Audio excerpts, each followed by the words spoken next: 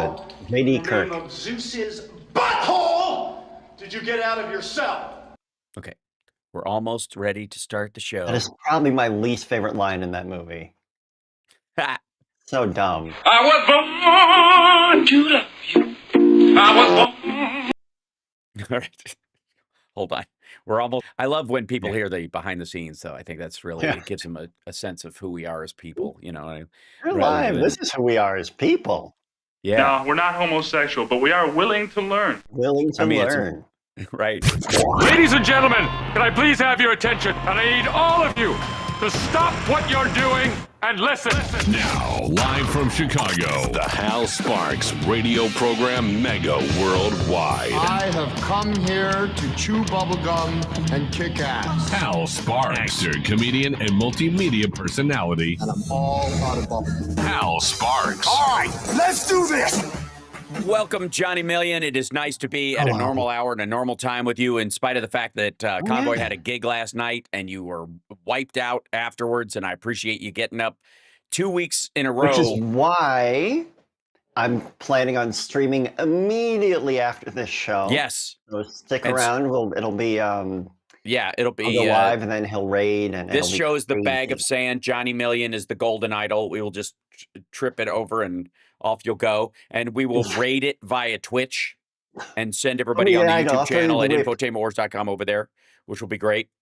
And today's show, I have to say, right out of the gate, after watching all these world leaders meet with Trump and participate in what I have referred to, Johnny Million, as the Macron handshake, which is this amazingly easy way of manipulating Trump. And I recommend it to any world leader who watches the show, and many of them do. Let's see, make sure we're up on Substack and Instagram. We're good. Okay. So is that, you know, that's where they watch the Instagram live. Oh, totally. Yeah. They're like the Italian prime minister and everybody in their cabinet is big. They watch on Instagram, and I never have time to respond, you know, because I'm so busy doing the show.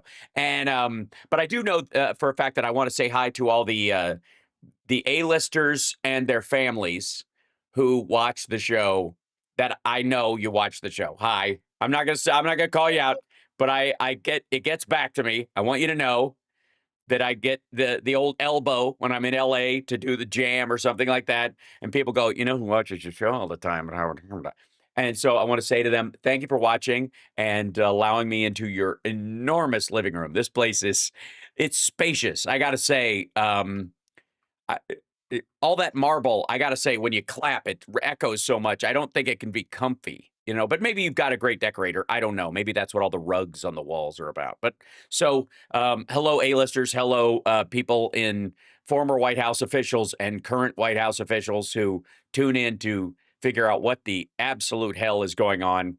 I'm glad to help translate our current lunacy for you. But I would, you know, I've called this the Macron handshake for a while because it was very effective during the first Trump debacle.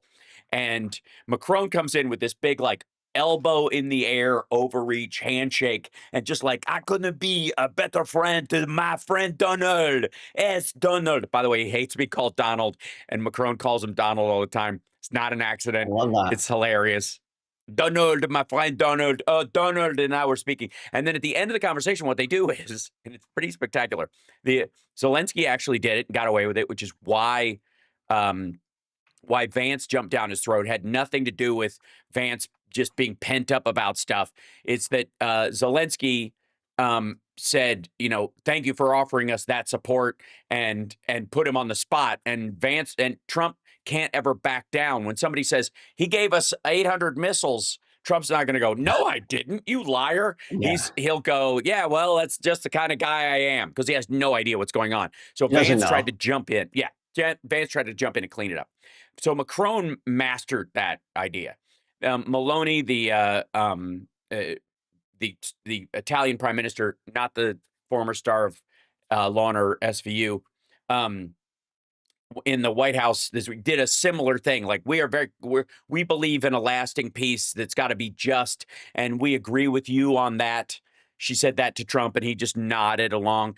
And he doesn't agree with that at all. We'll in this second hour of the show today, we will be talking to our dear friend Philip Bittner, who will be tuning in to the show from Kyiv, and yeah, the peace process that Trump was promising in one phone call, apparently it's the longest phone call in history, or it was all just crap. So, which obviously the latter.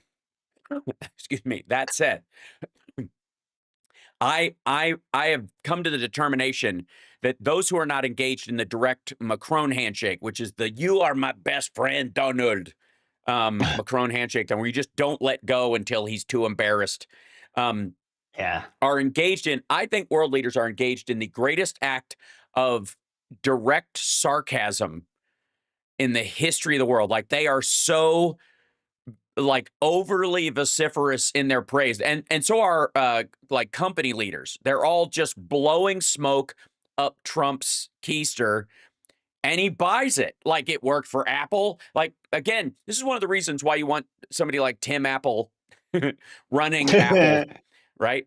The Captain Cook himself.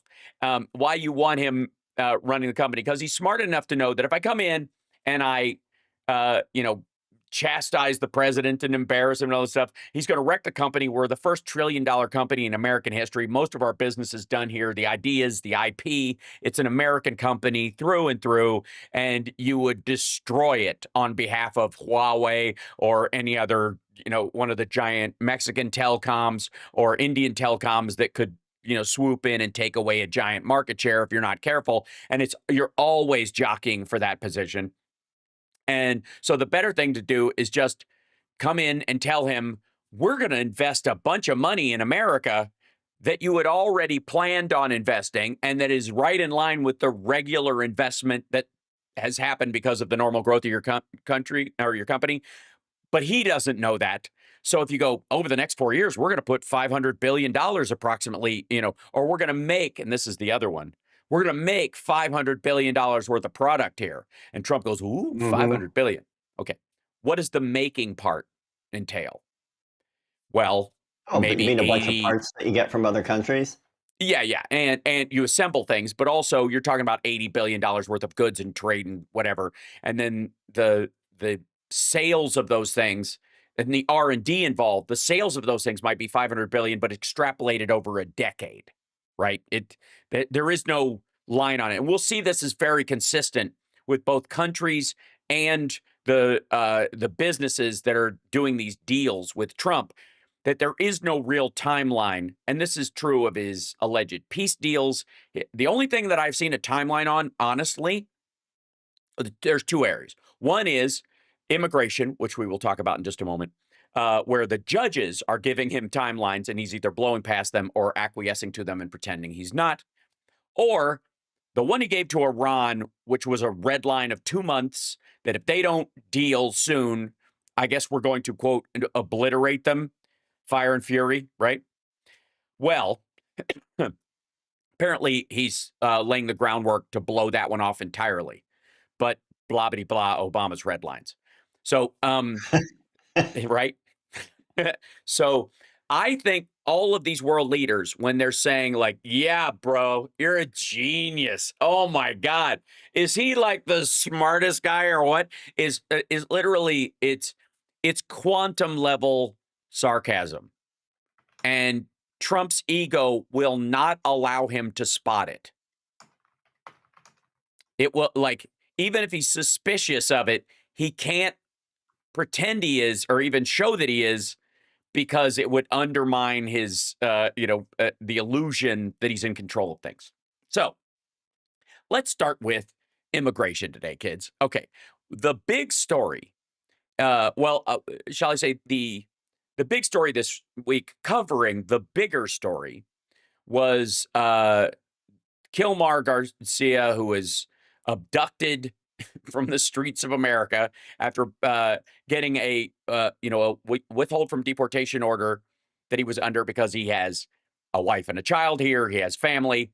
And what they're trying to do is paint the idea that his wife having a TRO against him, which she has apparently let expire, and they've been living fine since. It was a period they went through. Maybe he was drinking, maybe they were violent, maybe he wasn't, maybe it was a misunderstanding, maybe it was a point of manipulation, who knows, but it was dropped, and they've been living fine ever since. and has family here in the country legally. He was here legally himself. He came into the country illegally, but he got effectively asylum once he claimed it, and there was reason for that. Okay, he would have qualified under asylum had he been able to make that claim early on. Which part of the reason is he came during the Trump years, escaping gang life in South America, and so in arriving here, he settled into normal. He's part of he's part of a union. He does roofing. He was busted. One of the biggest pieces of evidence against him was that he was busted surrounded by suspected MS-13 gang members in the parking lot of a Home Depot where he was looking for work. So I had no idea that the biggest, most violent, most, financially successful gang in the Western Hemisphere also has to work weekends at Home Depot in the parking lot, picking up odd jobs to pay the bills. I guess crack isn't the business it used to be or something. Is that the idea? So seriously, dude was swept up in an anti-immigration raid at one point in a Home Depot parking lot. And I think we would agree that most of the people, even the ones who were for a total removal of every illegal immigrant in the entire country, and we'll get to the apocryphal numbers in a moment, that those folks said, well, you got to get rid of the violent criminals first. That's the important thing. We got to prioritize the violent criminals. That's what we're going to do, right? That's what Homan said. That's what Kristi Noem said. And it's certainly what Trump said, right? And why would they say that? Why would they say that, Johnny Million? Why would they say we're going to prioritize the violent criminals? Yeah. I don't know. They pretend that people are violent who aren't, and people who are violent are not. Well, there's another reason for it, though, because their average lying isn't going to do it. And I'll tell you why. It's because they all have friends in the hospitality business and in the agriculture business. And what they're saying is they're winking and nodding to those folks that, yeah, I'm telling everybody we're going to get everybody out of the country, but don't you worry about it. You can still have your guys working under the table at the chicken processing plant. You can still have people filling water cups at Mar-a-Lago and operating the omelet bar and all your sous chefs and janitors and stuff that you take for granted and pay off the books. Don't worry about it. That's why he said that. He didn't say it. And by the way, it may have worked on some crossover Dems like the uncommitted morons and those folks that voted Trump this time because they thought he'd be better on immigration and Gaza. Yeah, how's that working out? He may have done it to dilute a couple of those, but I don't know how you could fall for it considering everything else he said. But selective listening is part of the issue there, I would guess. We got to take a break. When we come back, I'm going to jump into these numbers a little bit that are the real reason why the White House is entrenched in keeping Garcia there, because his story is helping them distract from the bigger problem they have with their own voters. We'll be back right after this. It's the Hal Sparks Radio program, Mega Worldwide.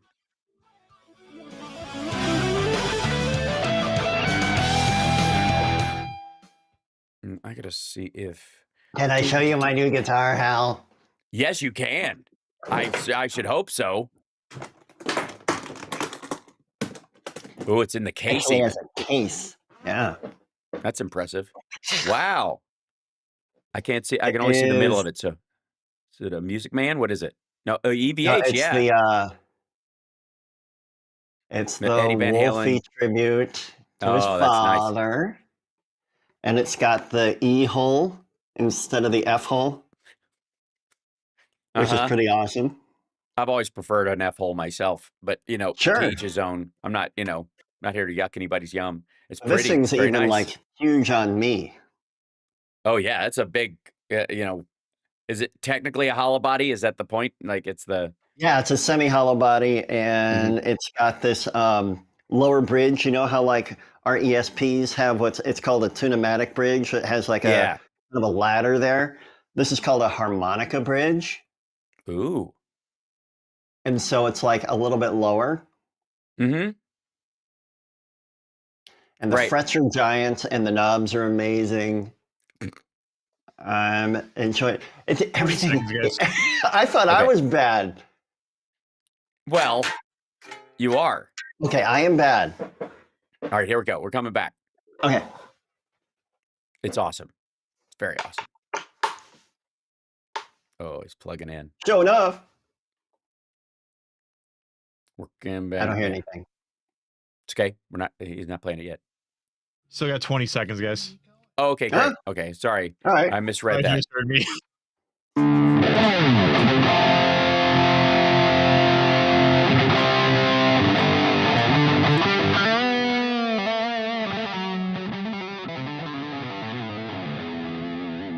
That's pretty.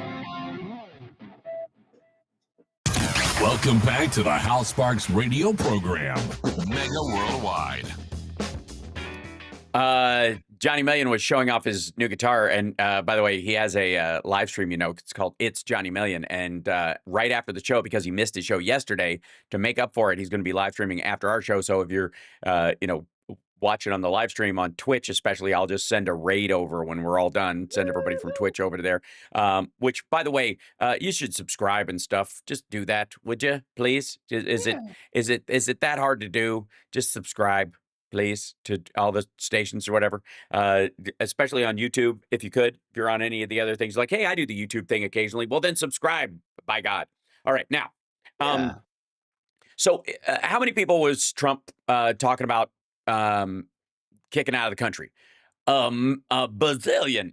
So if you'll recall, the number of how many people that allegedly came into the country, which we currently the actual number is somewhere between 10 and 11 million, and it has been static at that number for about 35 years. Like, that's the number you and I, Johnny Million, have been hearing since, I guess, the late 80s, right? 11 million. That was one of the first times I ever heard Reagan when he did amnesty. They were talking about the sheer number. He didn't give amnesty to everybody, but they started talking about the number of people here and what they do and how much, we rely on them for certain kinds of work and all that kind of stuff. When there was old compassionate conservatism and all that stuff, adorable. So there were somewhere between 10.3 and 11 million people. But if you listen to Trump, who triples every number that whether he likes it or not. Yeah. During the Biden administration, 15 to 25 million people came into the country on top of who was already here, and they just let them in, and we had totally open borders, and everybody came in, and therefore there are somewhere between, depending on which number, which week you're listening to him, somewhere between 20 million because of the added 10 or 15, 20 to 25, the added 10 or 15, or 20 to 25 on top of that, so 35 million or so.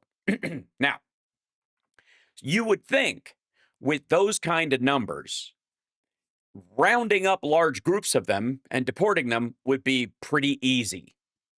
They're all under the table. They're all illegal. They all would have to be operating, in very limited areas. It's not like there could be one in every business around.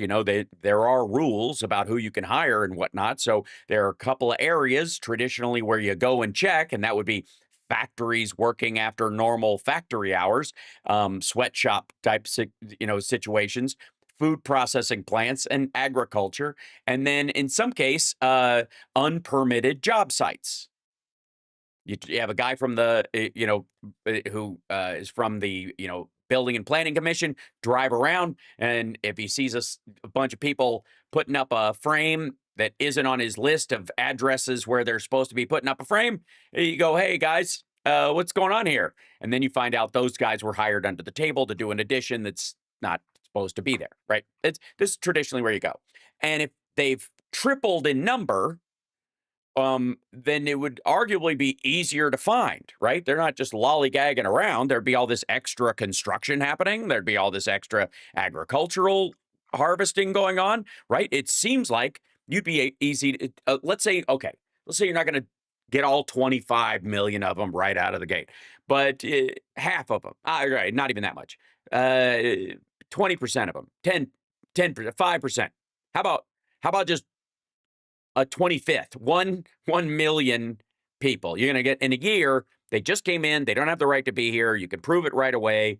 You've got all the information. You know that they're not going to have proof of, citizenship or an asylum claim or any of the things that they could use in court to say, and you can reject them just as if they had just come over the border. They don't have relatives. They don't have a lawyer. They don't. Okay. So you should be able to, in theory, and I'm not trying to give these guys any ideas, round up about 1 million of them if there's that many, right? Does that sound right, Johnny Million? Do you You think? just said the world leaders are watching this show. Oh, I don't want to. You're Yeah. giving Well, them ideas. no, Erdogan always clicks out by this time because he gets very upset at how I make fun of Trump. And so he doesn't, he hate watches sometimes, but his translator softens what I say anyways. But the point is, if you have that many, finding that number should be easy, correct? Shouldn't it? Yeah. If you got an extra, and you know where they're going to the big cities, and you know where they're working, because I don't know, you could check the productivity and output of a company if it drastically went up because they magically had 200,000 new employees, but they didn't show up on their The hiring. payroll didn't go up. Yeah, right. Maybe. Okay. So, but the goal of the Trump administration has been they're going to deport 1 million people. That was the number for the year. At least 1 million people. Now, you'll recall in the campaign, it was everybody. Starting on day one, buses loads of people just being scooped up and driven out of the country immediately. The number that they've actually deported, and well, my favorite, I think, is the number they are on track to deport. And this is pretty fun. Okay, so when you ask the White House, they want to pay a lot of attention to Kilmar Garcia, and they want the news cycle to be eaten up with this because it allows them to villainize more people, assume that he's a gang member and he's violent and all these kind of things, even though due process applies to everyone and your assertions about something don't mean anything on social media. You should be willing to make Fox going on and on about wearing a Bulls hat meant that you were in some gang. Yeah, right. Yeah. Meanwhile, he's wearing a Kansas City hat when he's in, like they gave him back his clothes he was taken in, and he had his Kansas City hat. So I don't know which gang, maybe he switched affiliation, you know. Yeah. One of the spokespersons for the White House said, this is just the beginning. The deportation numbers suck largely because they don't include the number of illegal aliens who have self-deported. So look, it isn't that their numbers suck and that they were never that high, and that it was that they magically evaporated. We're not finding them not because they weren't there, but because they just left. Do you have any evidence? You see any trucks leaving full of people, or are there buses full of people that are self-deporting? Do you have any evidence whatsoever that they've left the country? They certainly didn't get on an airplane with fake ID and flew to South America. So yeah, no, you don't. Okay, so the number, okay, that this Migration Policy Institute keeps as good a numbers as anybody about how many people are actually being deported. And the number of ICE at the current pace they're at, that Homan's doing with, if they keep even what they think is the heightened number that they think they are at consistently because of the ebb and flow of people coming, you know, like seasonal workers that they've had to deal with in the past, like using that same architecture. They're on pace to deport 212,000 people. If you take the whole number, not a million, 212,000, which is fewer than the number deported under Biden last year, which was 271,484. Yeah. Trump is going to deport in his first year of all this, with all this accidentally on purpose sending, somebody who had a hold order on him to an El Salvadoran prison. And after all that, he's going to end up sending, deporting fewer people than Biden did. Just the only thing that's changed is that the chances they're American citizens, or the chances that they have legit claims or are visa holders who are here legally has gone up. That's it. It's the only change in the difference between the deportations, besides the number going down. We got to take a break. We'll be back right after this. It's the Hal Sparks radio program, Mega Worldwide.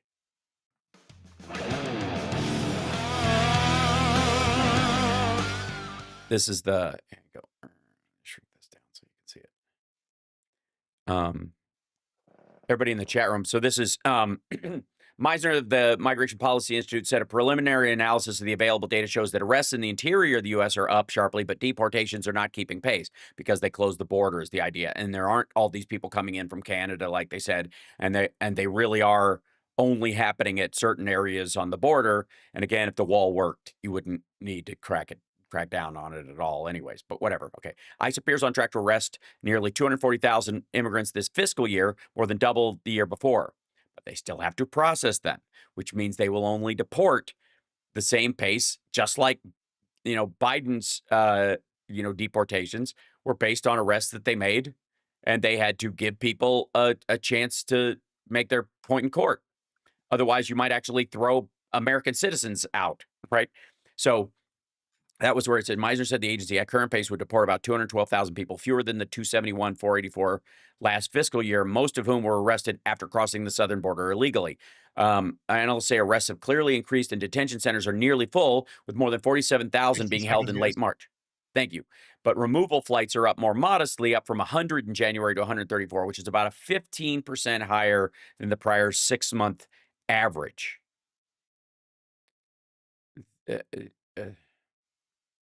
That's so dumb. It's a 15% change, include even with the border closed. So long as they're being mean about it, Right. if they're being evil enough, that's cool. Mm-hmm. Being cruel is the point, after all. But this is you want to see my favorite part? Oh, God. One second. Oh, wow. His pants are still on. How do you know? Because you were going to show me your favorite part, and you're still wearing pants. Who said I was wearing them in the first place? Thank you. Fair enough. Have you seen me below the waist today? No, you have not. Well, have I seen you below the waist? You're locked into the Hal Sparks radio program, Mega Worldwide. So, one of the ways that the Trump administration is manipulating the electorate, and has for a long time, is the sad death of Laken Riley, which is a tragedy and a horror. And the guy who attacked and assaulted her and murdered her deserves everything he gets when he goes to jail and beyond. That just said, like every Democrat guilty of fraud. Yep, it's bye. Criminals are criminals. Right. Yeah. So here's the thing. What was the story about the guy who killed Laken Riley that we keep hearing about? What was the guy's name? Jose Ibarra. Jose Ibarra was in the country illegally, entered in 22. We're told he entered in 2022 and in somewhere near El Paso, stayed in the country illegally, was arrested on petty crime charges, which the New York Police Department has no record of that arrest. But ICE tells us we are getting from the Trump ICE, or at least from the Trump administration. I don't even know if ICE is saying this directly. We always hear it through Stephen Miller or through Trump, right? It's always filtered through there. But ICE says he entered in 2022. Now, why would it matter that he enters in 2022 as opposed to say, 2021 or before? Well, because the last thing Trump did, because he was from Venezuela, the last thing Trump did before leaving office in 2021 on January 19th was to put a deferred enforcement order on anybody from Venezuela, certain Venezuelans, which meant anybody before that or anybody who said they were before that date. Here's the part that and I'll show this on screen right now, but because I want everybody at home to kind of see this, and you can look it up if you want to. It's the memorandum on deferred enforced departure for certain Venezuelans. This is January 19th, 2021. Right at the very end. It was the day before he left. It was literally the last official act he signed. So it's all about Maduro's evil. We don't recognize him as the legitimate president. People from Who do you think Venezuela really are wrote this? being, huh? Who do you think really wrote this or came up with Oh, it? oh, Stephen Miller? yeah, I no idea. Like, I think like maybe one of the senators that he works with, their offices drafted it and gave it to him. Senator, I hate brown people. Right. So, so here's the the issues on this. Okay, so he goes, I hereby direct you to take appropriate measure to defer for 18 months the removal of any national Venezuelan or any alien without nationality who last habitually resided in Venezuela, which, by the way, includes that plot that allegedly the Russians were doing where they were dropping people off from Africa and other places or whatever in Venezuela, and Maduro was facilitating their they're walking towards the border as part of this pressure campaign to help Trump get reelected, who is president in the United States as of January 20th, 2021, except for one, those who have voluntarily returned to Venezuela, which of course, two, have not continuously resided in the United States since January 20th, 2021, which again is sort of poorly worded, but the idea is that it could be read multiple ways. That starting on January 2021, they could actually go forward. They could continuously reside going forward, or up to this date since January 20th, since it was signed on the 19th. So it's very odd. Are inadmissible under Section 212 of the Immigration Nationality Act, or removable under Section 237, which again has to be adjudicated. So you don't know, they have to go through court for that. Okay. And this is the part that sticks out. Who have been convicted of any felony or two or more misdemeanors committed in the United States, or who meet the criteria set forth in Section 208B 2A of the INA. So they have to be convicted of a felony or two or more misdemeanors. Okay. So if you've been busted for two misdemeanors, but you plead down to one, and then you do it again because you plead down, then and only then would you be technically marked for removal. And that's if, and by the way, that would not include you being in the country illegally, which they consider a felony, they consider a crime, obviously, in Trump world. That wouldn't count because you'd have to have your case adjudicated that you didn't come here out of fear for your life, which would be part of your asylum claim, or that you weren't invited or in the process of, I don't know, getting married and getting your green card because you came to visit somebody and you overstayed your visa, or there's a myriad of other ways that could be. But the point being is that apparently you're allowed to, as long as you're only convicted of two or more misdemeanors, you can commit a misdemeanor on the regular all you want. Well, it'll come as no surprise that Jose Ibarra had committed a misdemeanor, and the two charges were quashed down into one. And so therefore he was not necessarily scheduled to be removed under this. And all he had to say to any court when he was taken in was, I'm from Venezuela, I'm a Venezuelan national, and I've only been here since the 21st, or since before I came in, I don't know, December of 2020 or something like that during COVID, and Right. I can't go back. All he had to do was say that, because they have no way of noting when he came in. And so Trump basically allowed all Venezuelans who were in the country to pretend that they came in before that date. If they weren't in a detention center, there's no way of charting it, especially if they were, quote, a gotaway or something like that. So he effectively, once that 18 months was up, there's a huge backlog of cases. All the Venezuelans were moved to the back of the line. So even if they were like queued up to be deported and have their hearing after 18 months during the Biden administration, they still had to wait for their case to come up, which could take years, which is why Democrats were trying to get the border bill passed. And Trump allowed anybody who was charged with a felony but had not been convicted, or guilty of a misdemeanor, no matter what that misdemeanor is, even if it was like,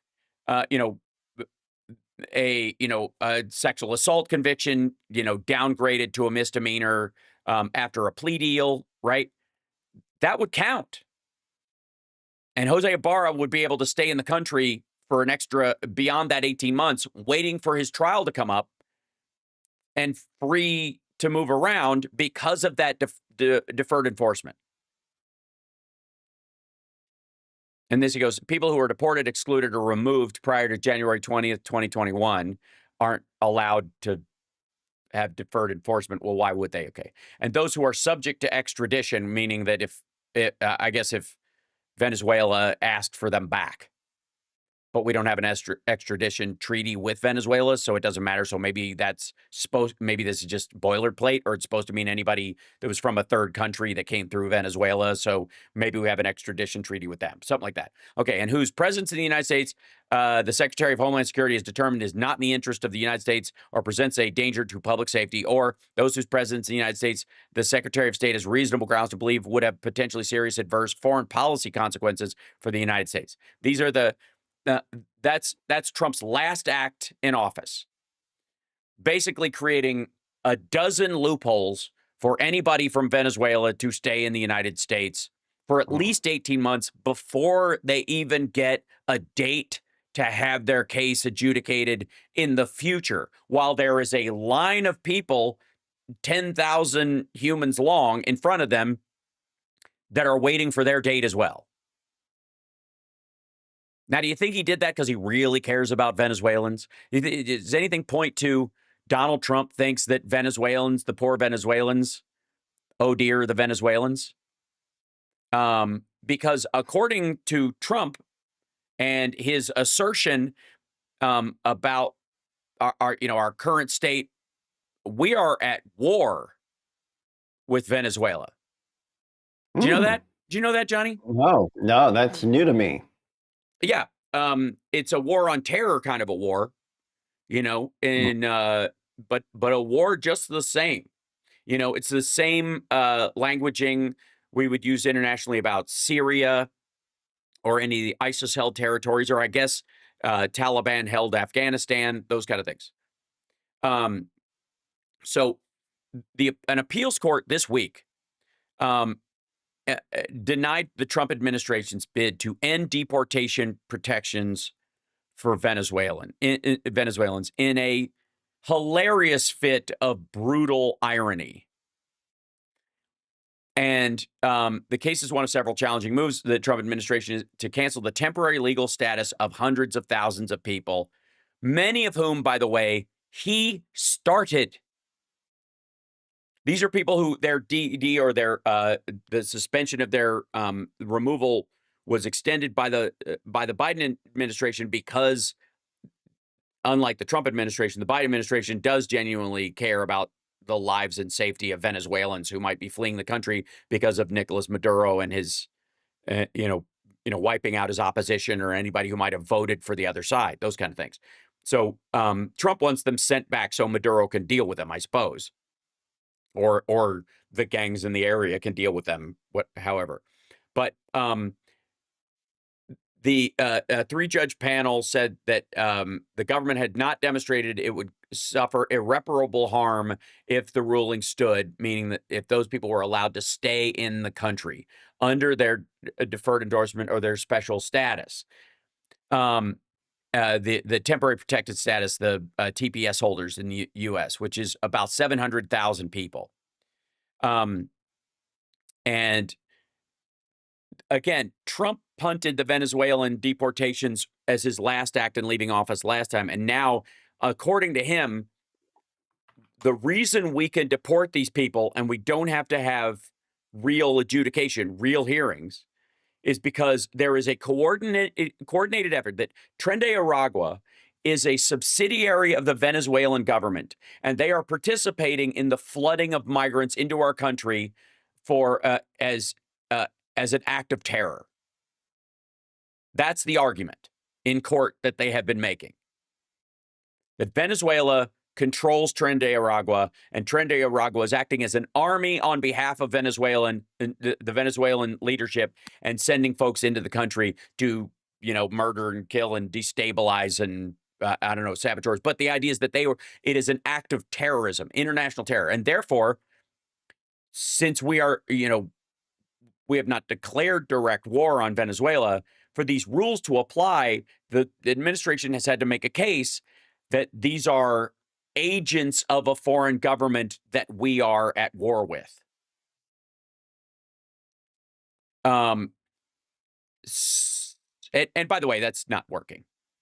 Just say it for the record. It's pretty stupid overall. Like the argument here is ridiculous, but it's the only one they've got, and they're going to stick to it. Well, we got to take a break. We'll be back right after this. It's the Hal Sparks Radio program, Mega Worldwide.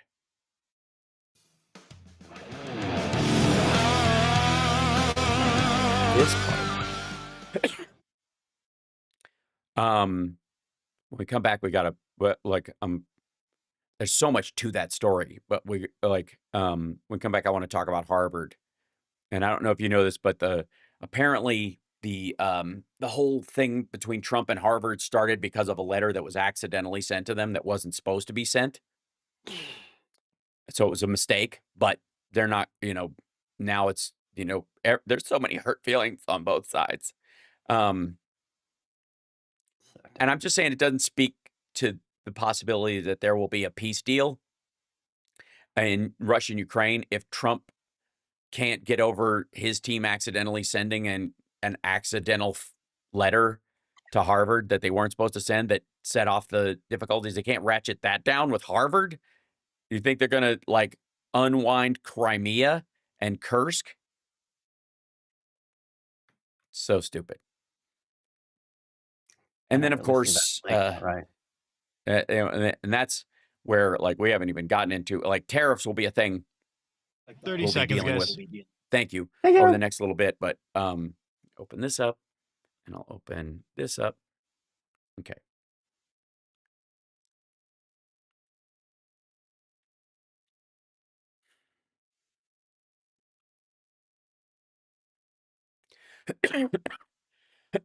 Excuse me.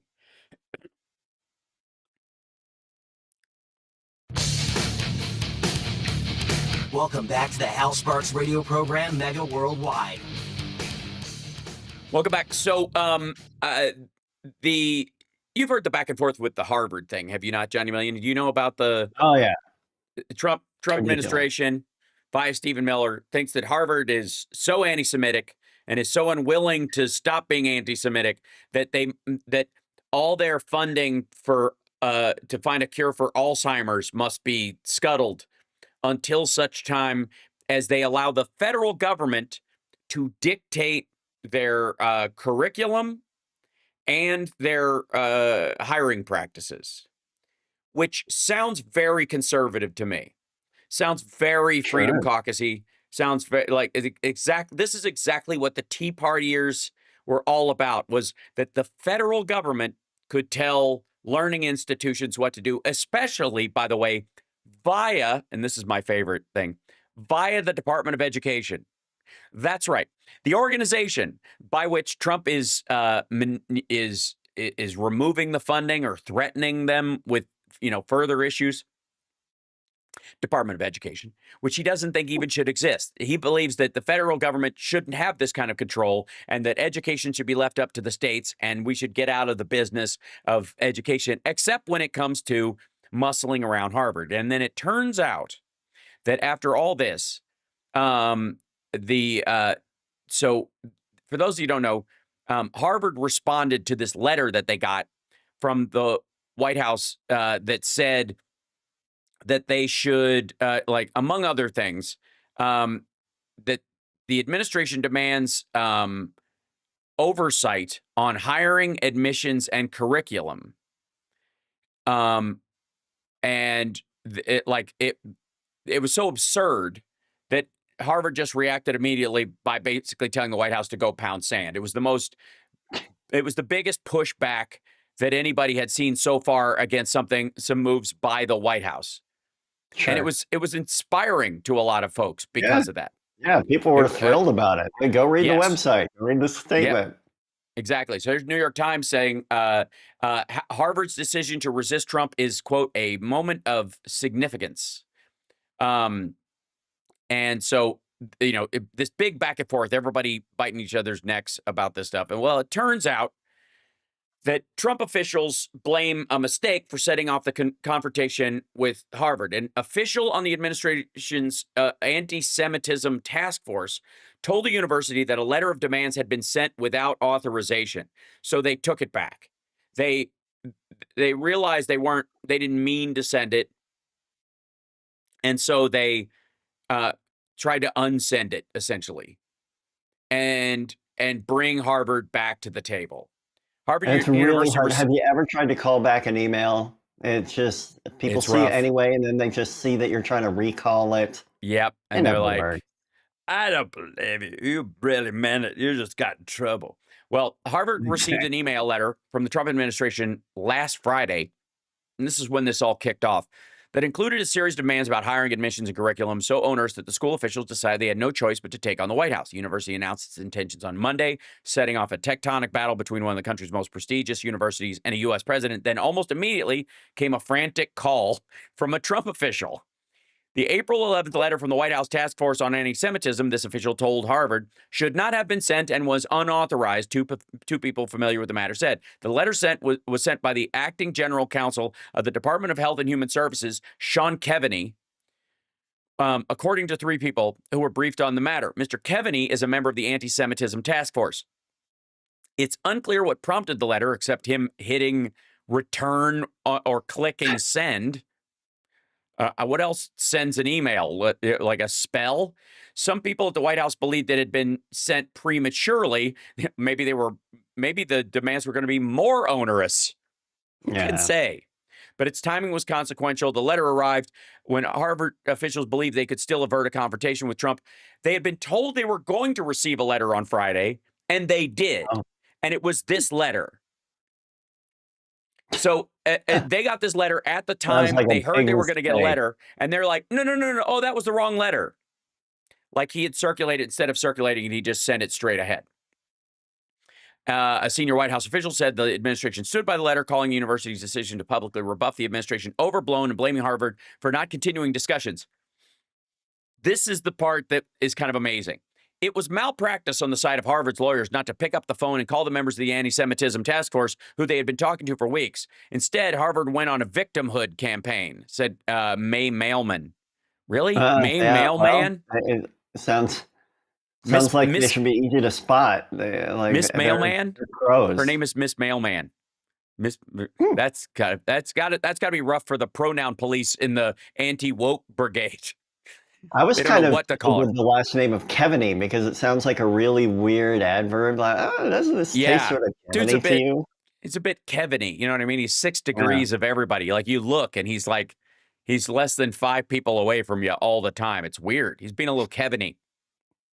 The letter was signed by 3 federal officials, placed on official letterhead, sent from an email inbox of a senior federal official, and was sent on April 11th as promised. Like the idea that this is Harvard's fault. And here's the thing. The letter wasn't unauthorized and sent accidentally. They just didn't realize they were going to catch hell from it from their side of the aisle. They get away with it. Yeah, they thought Harvard would buckle and whimper quietly and say yes, and they could claim victory over it. And when they got a pushback, this was one of the 3 ways Trump would bully them out in public, and then privately they'd try to walk it back and get back to where they thought they were going to get a win on the other side. So again, goofy nonsense, not surprising at all. And on top of that, this is essentially how all of these things have worked. The tariffs, another example. Trump comes out with this Liberation Day hornswoggle, and then he immediately walks back all of these elements that like you're not gonna. I'll show the picture online as well. And among other things that he exempted from Chinese tariffs, computers and accessories, telecom equipment, data storage, software media, displays, semiconductors and components, and integrated circuits. And by the way, anything that has those things in them, on them, or as part of them So essentially, none of the like higher order items we get from there, all the stuff that big business needs, and if he's going to expand American production of semiconductors in the country, you're going to need parts and stuff from China in the interim until such time as you can build them here, right? You would think. Right. But who's going to be impacted?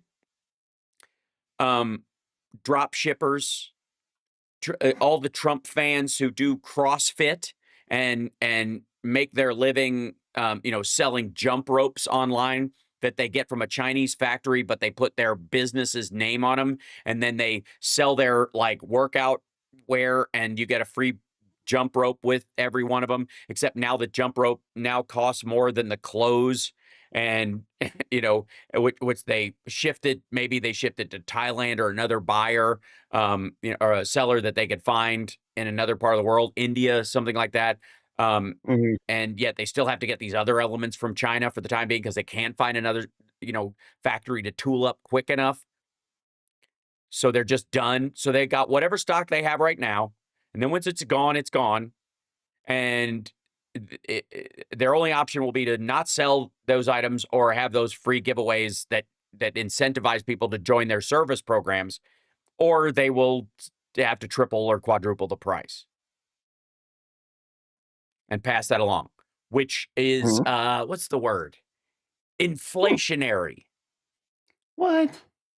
And the absurdity by which, they're allowing for these things. And look, I know a lot of people were like jumping on Tim Cook as if he was like, manipulating Trump, or being manipulated by Trump to just acquiesce to him.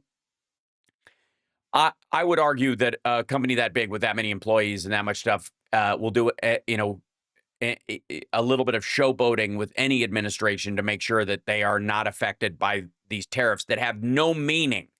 It's one thing. It would be one thing if we were at war with China and Apple wanted to get around getting military grade stuff from China and selling military grade chips and the like to China around that. And so they went and whispered at the defense contractor pals of the president and met with him, and he allowed them to get outside of sanctions, say selling to Iran like Betsy DeVos did, or selling to or buying from Russia the way Elon Musk does. That would be sketchy. Yes. But there is no material purpose for these tariffs. That, other than Trump has decided that he wants to have this, this fight as bloody as possible. It's just pride. It's like weird bully pride. Yeah. And again, Apple is not subverting national security as they move their factory out of China to Vietnam, where Trump's tacked on even higher tariffs initially. And by the way, they culled those from Vietnam at the same time, because the tariffs don't apply to any country bringing those things in. But the primary source of them currently is China. And everybody thinks it was like a favor that, Tim Cook must have done for Trump or something when in reality, if he doesn't do that, tens of thousands of Americans lose their jobs. That's just it. So you have a choice. You can wag a finger at this moron over a tariff that means nothing, or you can go, oh yeah, great job. Macron handshake. Fantastic. And thanks for dropping all the tariffs on all the stuff we use. Bye. And that's exactly what happened.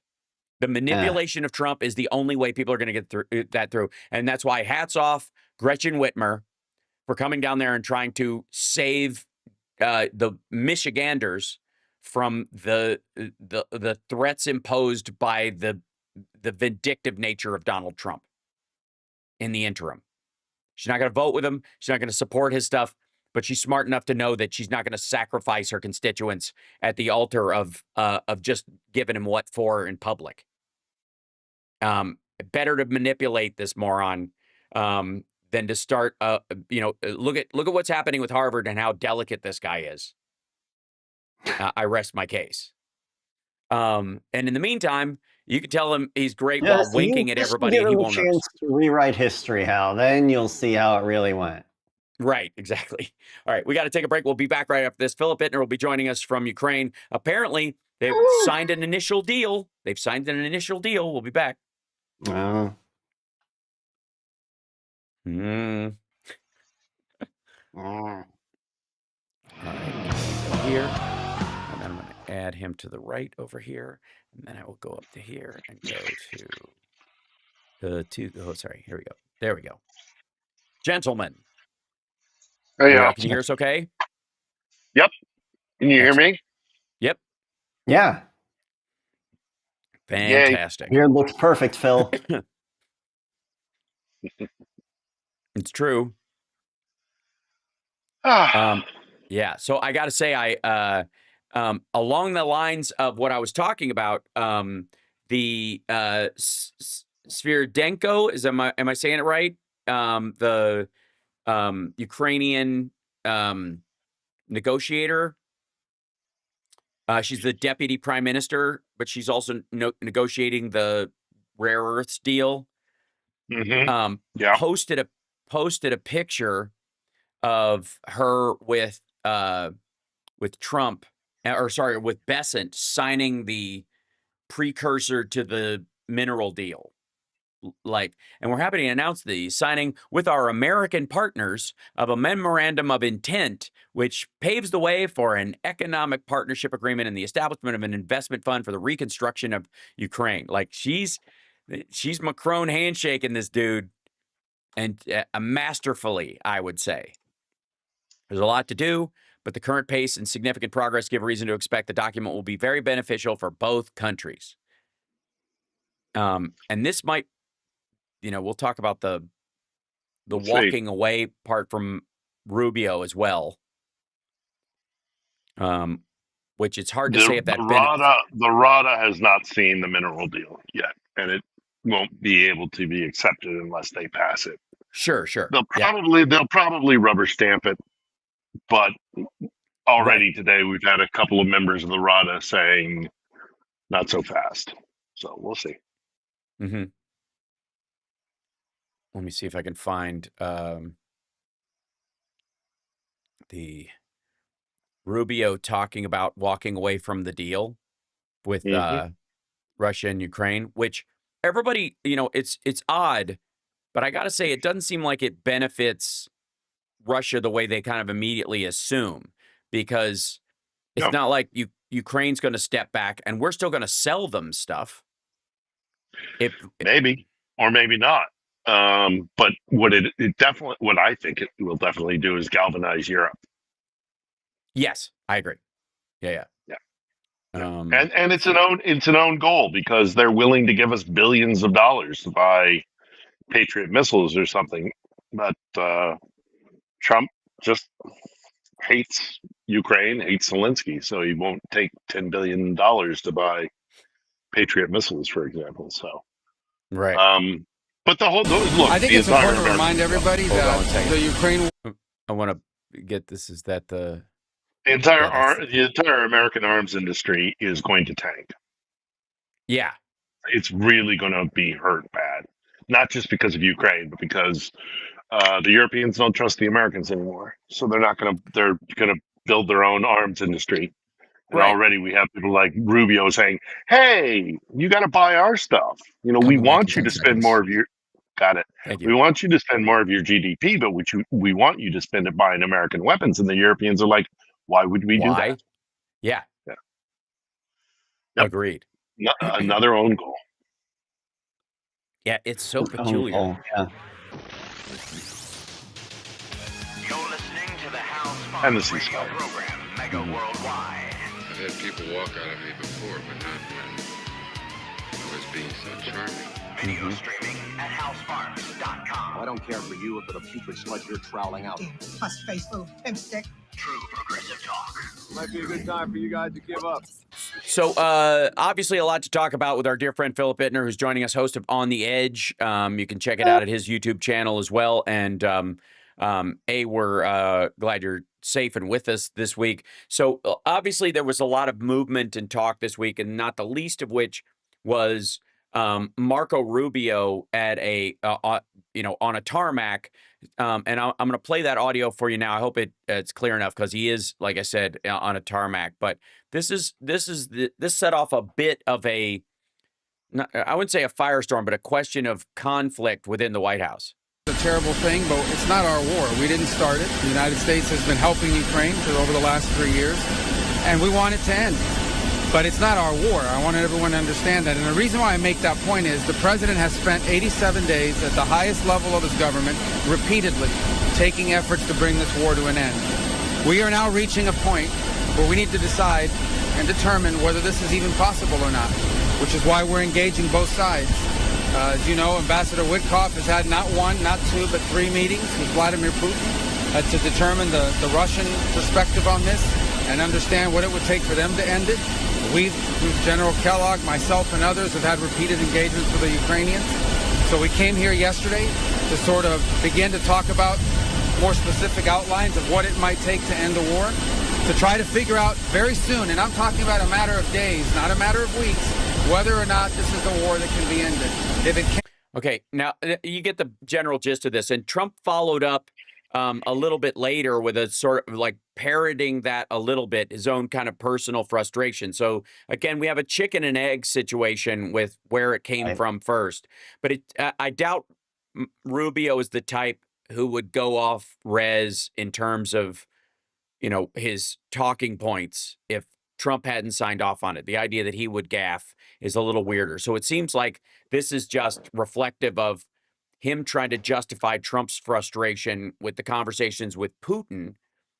And the Ukrainians are going to be left, I think, holding the bag or on the down slope of this situation, not because of anything they have done, because they seem to be playing along as best they can with the, without giving up everything.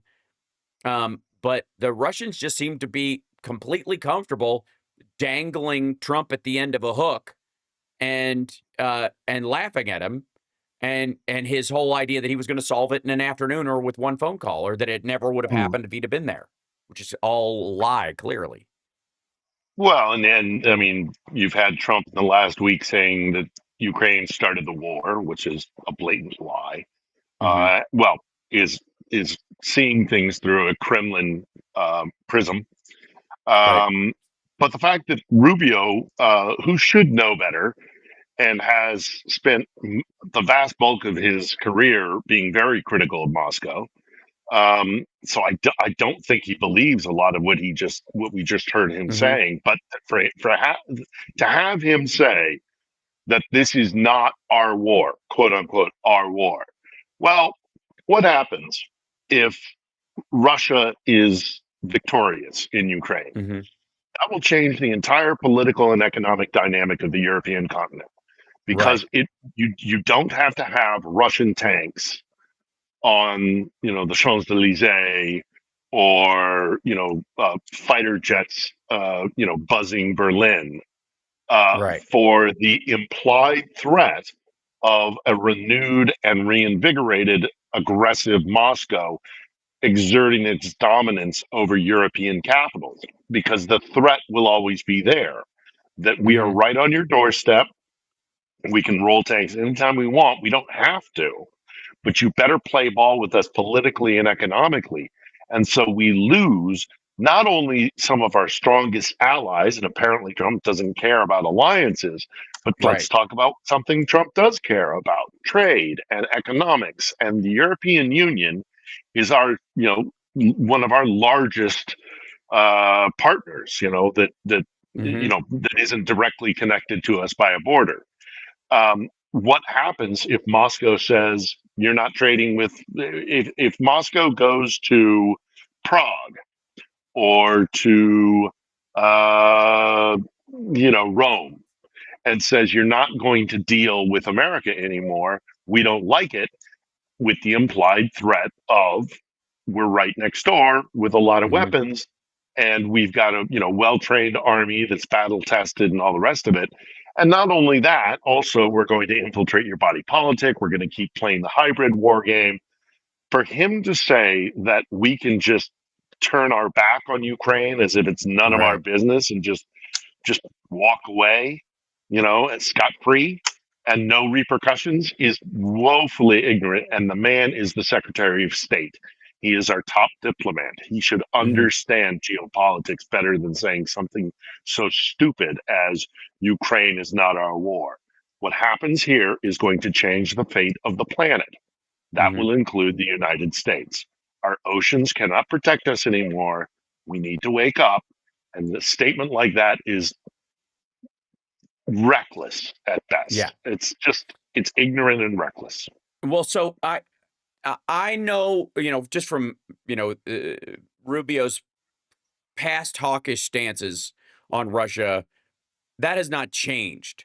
And so I have a feeling there's a tendency, we dealt with this in the first Trump presidency as well, once they figured out how to dial in their control point on Trump, that one of the ways, sometimes him paying attention to stuff is how you get things done. And sometimes if he starts ignoring it, that's how you manage to get things done, because he doesn't micromanage everything and get all butthurt about some particular part of it.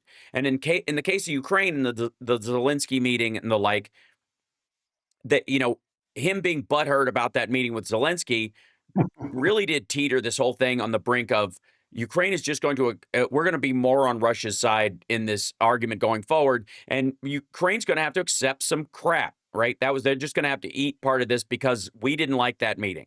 But since then, it is abundantly clear that the tide has shifted to the Ukrainians are making a deal with rare earth minerals and making them feel good about it. They are buying $50 billion worth of stuff, even if they're using money that the Europeans are giving them to do it.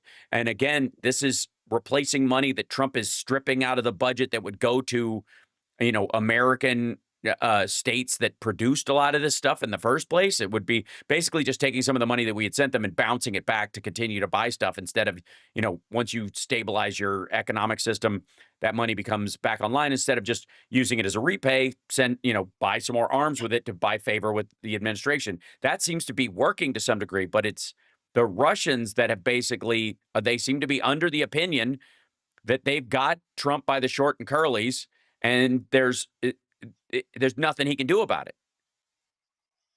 And I can tell you from the perspective of the general public opinion here in Ukraine is this will not come as a surprise, but it will also not be forgotten.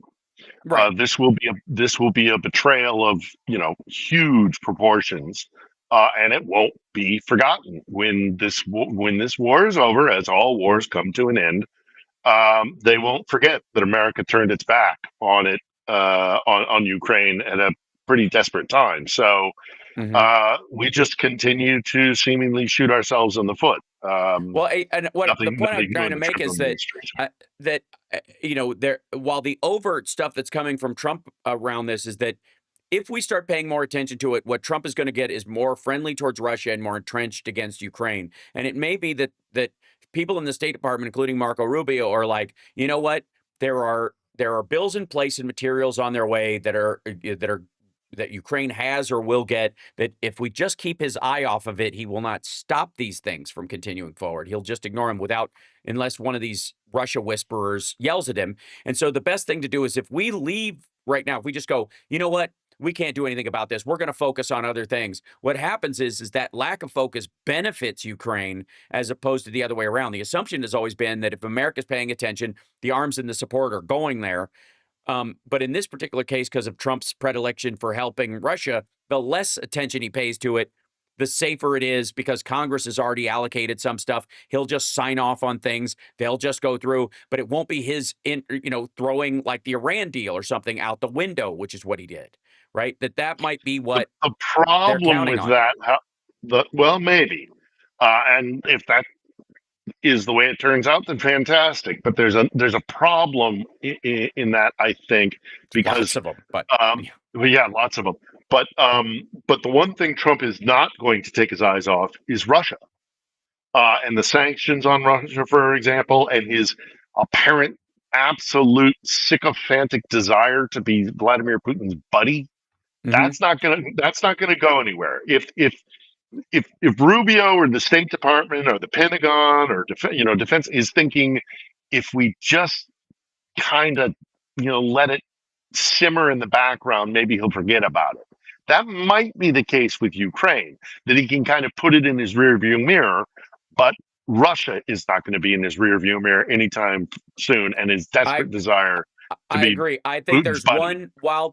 one new wild card in that equation that was not there the last time he was there, and even through the campaign over the last little bit, and that's the Israel-Iran tensions and Iran's relationship to Russia, and whether Trump values Netanyahu's relationship more or less than he values Putin's. And when the Abraham Accords, the financial benefit of the Abraham Accords and what he thinks is going to happen, all of his Saudi golf courses and all that kind of stuff, maybe that's the side his bread is buttered on now, and that changes things. We'll talk about that when we come back, because there's also another element of just the absolute chaos at the Pentagon and this Iran deal, and what the negotiator said about it, about the Iran deal that Trump is trying to get right now, is so telling. We'll be back right after this. It's the Hal Sparks Radio program, Mega Worldwide. Check out Philip Bittner's show On the Edge on his YouTube channel. And of course, Johnny Million will be streaming right after our show today on his Twitch and his YouTube channels. It's Johnny Million. We'll be back right after this.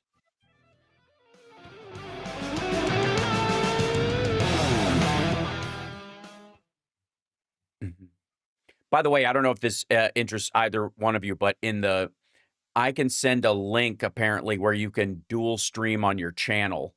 If it crisscrosses where you could put it on your channel and it raises your viewer numbers. It's different with the so your subscribers can see it or whatever. So I can send you that link before the show, going forward, and you can just post it on your YouTube channel as a live, so your folks can watch it without jumping Sounds ship. good. Sounds good. This is probably my favorite current Pentagon related news story. Oh, there is a complete meltdown in the building. Who would have thought that hiring this drunk, pushy, philandering Fox morning show prick to a really important office would go south? Huh. Never saw it coming. Right. Yeah. Yeah. So we'll do that when we come back. They're not particularly smart people in no, thank God. Back in 20. Thank you. Thank you.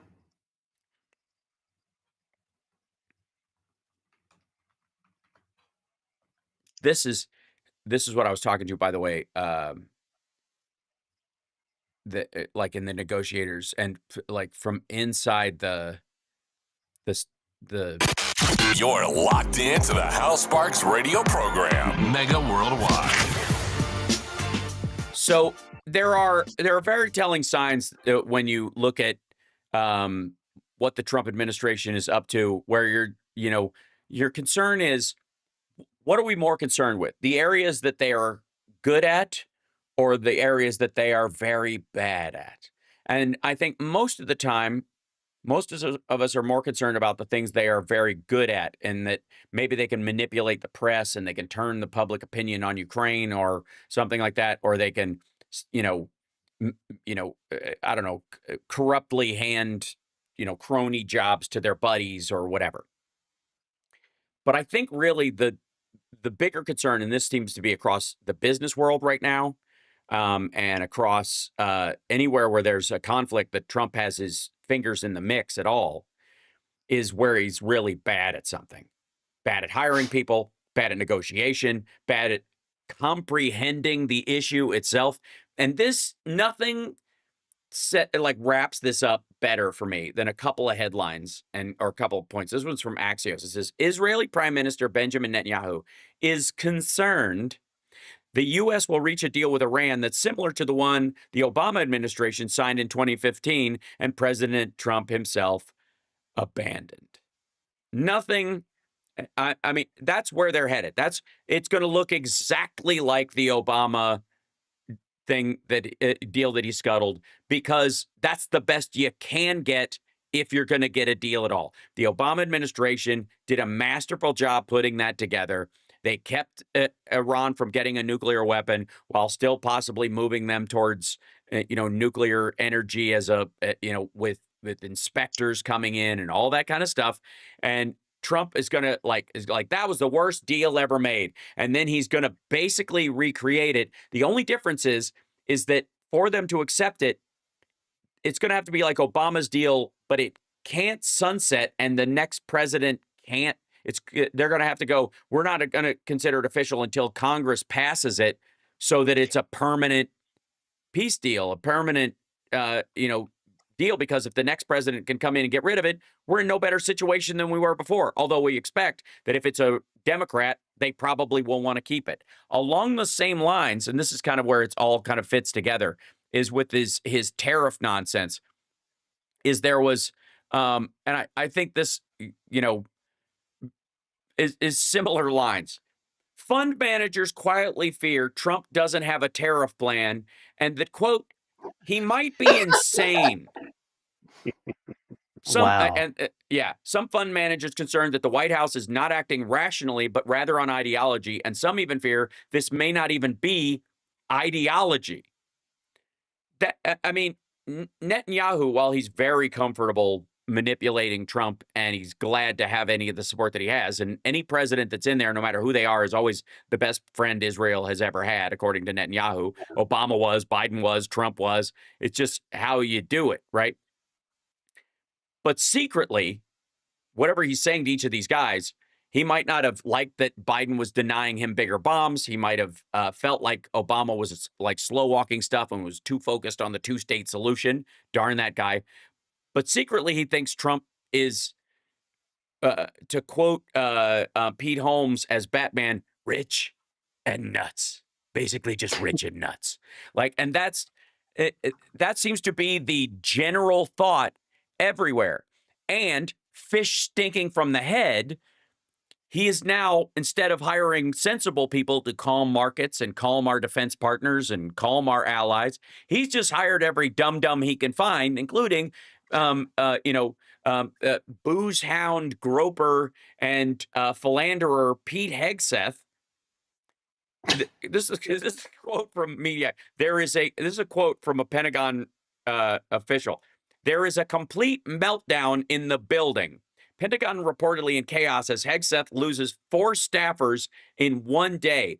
3 because of leaks, or the unlawful dissemination of information, more than likely tied to the fact that they were going to give a briefing to Elon Musk on our Chinese battle plans, which he was going to relate to Russia, and then one of them leaking that it was going to happen and getting, them getting caught because of it. But the other one because he removed Jackie Robinson's page from, I think, the Arlington Cemetery in the Smithsonian because of DEI. He considered Jackie Robinson a DEI hire in baseball history. And that guy got punted. And why did he just got demoted. Why did he lose his job? Do you know why he lost his job, Johnny, Phil? Do you have any idea why he lost his job? No. Because he refused to take anything but the top position. They bounced him around for a couple of days trying to find another job for him, but he wouldn't take anything but the top spokesman for the Pentagon, so he had to leave. Because he still believed, after removing Jackie Robinson's page, that he deserved to be the #1 point guy at the Pentagon. And he wouldn't do any work. He was just taking a paycheck and walking around, micromanaging or whatever. But again, if you know that Hegseth, Vance, and Trump all have this anti-Ukraine bent, and you know that Rubio doesn't, I gotta say, I have a suspicion that people in the intelligence community aren't stupid. They didn't become stupid just because Trump's in charge. And some of the people who know the threat of Russia is genuinely serious, or even the threat from China is genuinely serious, and are concerned that he is compromised by both of those countries, are finding other ways to manipulate him into doing the right thing if he's not going to do it outright. And that the best case you can hope for is that he just gets distracted with the next shiny object or the next tragic bad hire and stops focusing on Ukraine and getting, grinding on it all the time and bugging everybody with his stupid ideas for how it should have ended anyways, and it never would have happened in the first place, which it absolutely would have. Do you think there's a potential? And I'd love to hear this from both of you. And Johnny, I'm sure you're managing questions from the chat. I'm sure they have them as well for Phil. But it reeks of it right now. I don't want to let people in the White House know that he's being manipulated because he's dough-headed and stupid, and they might very well be wanting that to continue to happen, even if they say they don't. Well, and the Russians have been on a campaign to insert themselves and compromise people within our body politic for, certainly since 2015, 2016. So easily that's put a chilling effect on the intelligence community, because you don't know, is the guy down the the row offices, the row of offices, is he a guy that's been compromised somehow? Right. Is he working for the other team? And there's been a massive infiltration into all sorts of different departments. So that's also a chilling effect. And they've done a lot of culling. I mean, the reason why we're doing Witkoff and these idiots, these guys who have no experience or understanding of the region, don't speak the language, never lived here, never spent any time here, is because they swept in the first Trump administration so much of our best and our brightest who were Russia or post-Soviet region, the kind of post-Soviet space. They were experts on that, but because they were, not pro-Putin, and they were very suspicious of Trump's ties to the Kremlin and, the Ukraine issue, they got swept out. These guys like Maria Ivanovich, or who's the woman from? I keep forgetting the British woman who's a naturalized American now. I mean, she was Fiona Hill. Fiona Hill. Fiona Hill. They've all been swept from state. And so you've got guys who really have no expertise, and that's why we're sending over a negotiating team with the likes of Witkoff. So, we got a real problem, and it's partly, well, not, in no small measure, it's due to the fact that we're engaged in information hybrid war with Russia, and they're kicking our posterior currently. Yeah, and I think again, if you can't do it overtly, you're going to have to do it covertly.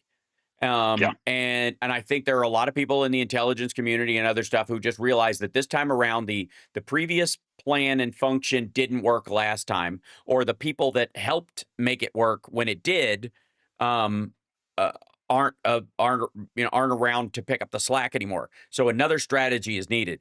And quite frankly, if Trump ignores something, unless somebody jumpstarts it again, he doesn't care what happens. It's weird, but like, if there was money for Ukraine in the budget and it wasn't somebody talking to him all the time about it, he'd just sign the thing and forget it. If it had what he wanted and it had stuff, like, he wouldn't care. He signs whatever put in front of him. So, You literally, they're honest to God, one of the most subversive things you could do, which would be hilarious, is that anybody could just write and draft up the equivalent of an executive order that just looks like one.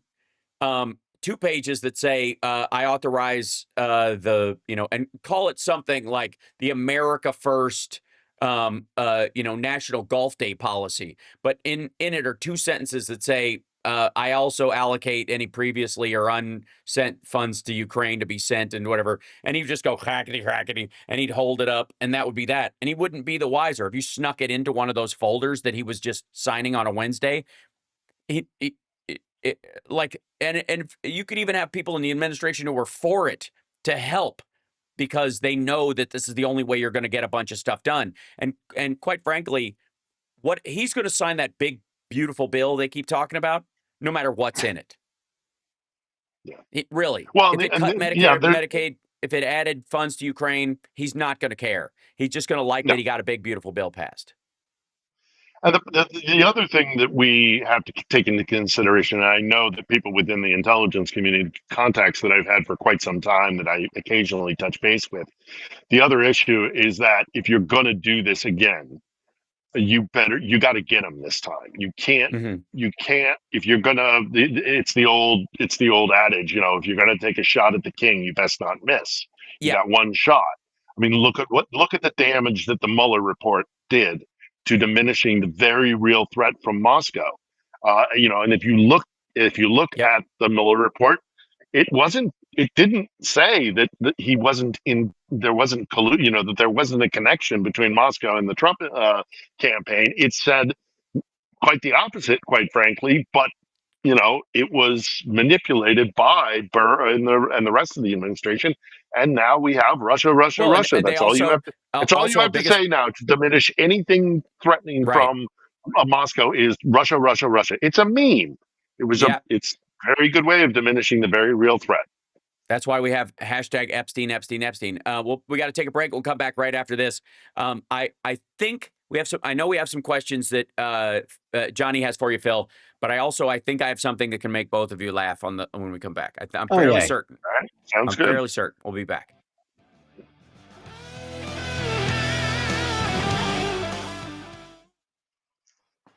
All right, stepping away for a moment. Oh dear. Be right back. Cat issues.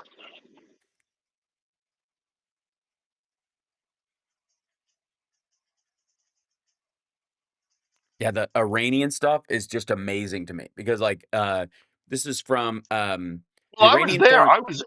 I was in Geneva when Kerry and Lavrov were hashing that out. It's a good deal. It was a good deal, and it was not easy to achieve. Right. And he just, so I think you're right. He might revive it, put a new name on it. Look what he did with NAFTA. Right. Yeah. USMCA is actually NAFTA worse. That's the ironic part. He just eliminated all the country of origin shit that Biden had put in to the other stuff around NAFTA. By scuttling NAFTA, you scuttle all the amendments, and if you start from scratch, you won't have that stuff in it. Seconds. Thank you. Foreign Minister Abbas Araghchi, Witkoff's counterpart in the talks, will arrive in Rome on Friday after a visit to Moscow for the Iran talks. Welcome back to the Hal Sparks radio program, Mega Worldwide. The quote is, we hope Russia will play a role in a possible deal. Is that about Ukraine? No, that's about the Iran deal. Iranian Foreign Minister Abbas Araghchi, Witkoff's counterpart in the talks, will arrived in Rome on Friday after a visit to Moscow, during which he met with Putin and discussed the negotiations with the U.S. Iran and Russia are partners, and any problem that Trump has with Iran cannot be dealt with without the fact that Iran and Russia are partners going forward. And I promised you guys something that would make you laugh. Yeah. I hope this will work. It's Lauren Boebert, and the quote is, Wall Street is full of communists selling their stocks to hurt President Trump. And they actually thought that was so important that they put it under, that they literally copped that quote and put it under her name in the Chiron. Boebert, Wall Street is full of communists selling their stocks to hurt President Trump. I have to say, that statement is so dumb, I'm surprised he's not nominating her to be the next Fed chairman. So, we need Johnny, to stop electing idiots. Oh my God. So, Johnny, we've got questions. Shall we fire away? Yeah, the first one is a little more like behind the scenes, but from Substack, Angelo's telling Phil that he would help you get started on that platform if you're going to start a subscription for his interviews. Nice. Yeah, I've got a Substack profile already. Yeah, I got an account. Sweet. But yeah, help Angelo monetizing it. Sure. Yeah. Yeah, heck yeah. And Nick Rich is asking, are there any foods or anything that are in short supply because of everything going on? I mean, not really. The quality is to my mind diminished, but I mean, we can get pretty much anything we want. And then, of course, domestically, there's a lot of agriculture, and a lot of pig, a lot of pork products. So no, we're not. We're pretty much set. We don't. There's no foods. Food is not an issue here. That's really but good then to it's hear. the breadbasket of the world. So Yeah, for real. All right, so this is from Connie Kelly. So listen closely. Ukraine found a company registered in Texas. Redfish Trading Company offered military equipment, including T-72 tanks. They ordered tanks, then Redfish disappeared completely. Can Philip shed light on this? No. I mean, this is a minuscule story. I don't know. No, right. I'm sorry. I can't shed any light on that. Now Connie's going to come at me in the chat saying that I emphasized the wrong syllables. Right. You put the emphasis on the wrong syllable. You got to keep in mind, I am keeping abreast of news because I live here. I'm keeping abreast of news because it's important to my understanding of what's happening here. I am not I'm putting the show together. That's my priority every week is to put the show together. I keep myself educated on these things so that I can speak to Hal or I can speak to the other, outlets that I talk about, but I'm not an investigative journalist. I don't have time for it. And I don't have, frankly, I don't have the wherewithal. I'm alone. I don't have a team of producers and journalists and stuff like that. So to find an obscure little story that is, deep down in, wherever, it's just not something I'm able to do. So, there are other guys who are doing that. That's not what I'm up to. I'm doing the show. That's my top priority, and keeping abreast of things with my depth of knowledge so that I can that I can expound on an understanding of what's happening beneath the headlines. That's kind of my priority. But finding a little story about here's the thing. Texas firm, I dug it up. I dug it up, and there's a so the story was about this company that buys and sells decommissioned military gear like surplus, and that they were a through point for a bunch of stuff, and that they were promising, and this is probably what really, and they were these T-72 tanks that they allegedly could get access to a decade ago. They sold these things, right? Okay, registered in Texas, the Redfish Trading Company, and but the other thing was they were 100 vehicles in the T-72B3 variant, new and used by the Russian army, being traded. And they also had MiGs, Mi-24Ws, Mi-24D helicopters, 15 Su-25 attack helicopters. These are all Russian stuff. So that it wasn't so much that, from what I could tell, that they bought a bunch of stuff and it never showed up. Was that it looks like this company through Texas was an oligarch in Russia secretly selling stuff that they were, basically the corruption in Russia was, they were bleeding their own country dry. These guys were selling stuff under the table. 10 years. This was 10 years ago. Well, they had the tanks 10 years ago, but this company has since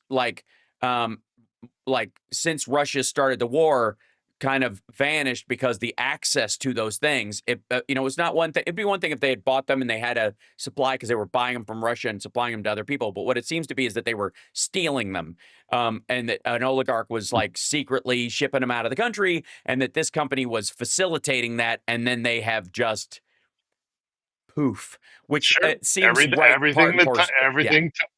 Russia touches. Everything Russia touches comes with corruption. Yeah.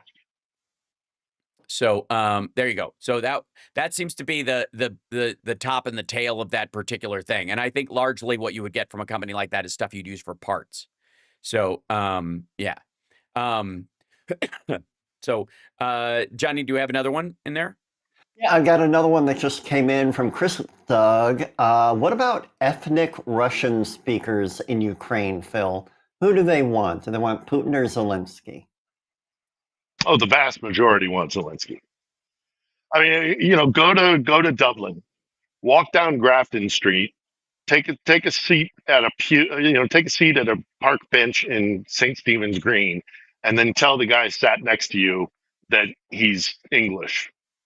You know, Yeah. I think you'll find an Irishman will not take kindly to that. Right. Just because they speak Russian. I mean, I speak Russian here, no problem. And I go out to Kherson or Kharkiv, or these predominantly Russian-speaking. Odessa is a predominantly Russian-speaking city. They are not Russian. You are not Russian or sympathetic to Russia simply because you speak the language of your colonizer. You are speaking the language of your colonizer because you've been colonized. Doesn't change your opinion. So, it's not, it's, go to some of the Francophone, countries where they used to be dominated by the French Empire. Doesn't mean they're French, doesn't mean they're going to be pro-Paris, or Belgium. The narrative that the Kremlin puts out, and which is furthered by the right wing, and the kind of pro-Putin, MAGA types, that because you speak Russian, you're pro-Russian, is an utter and complete fable. And it's just not the case. Yes, there are some. Sure, certainly. I bet there are people who speak Ukrainian as their first language who are pro-Kremlin. But they are like a Victoria minuscule. Spartz.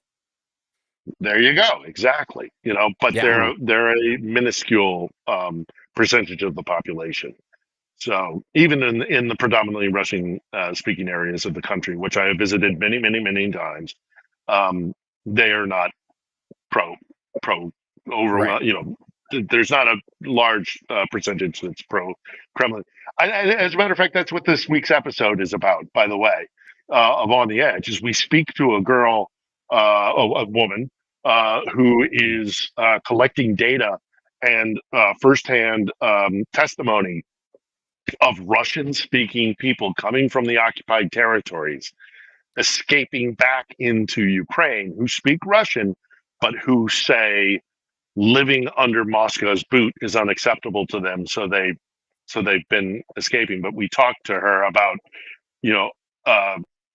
testimony that she is gathering by Russian-speaking people within occupied territories controlled by Moscow, who are saying, we don't want to live this way. We would rather live in Ukraine, even though we're Russian speakers.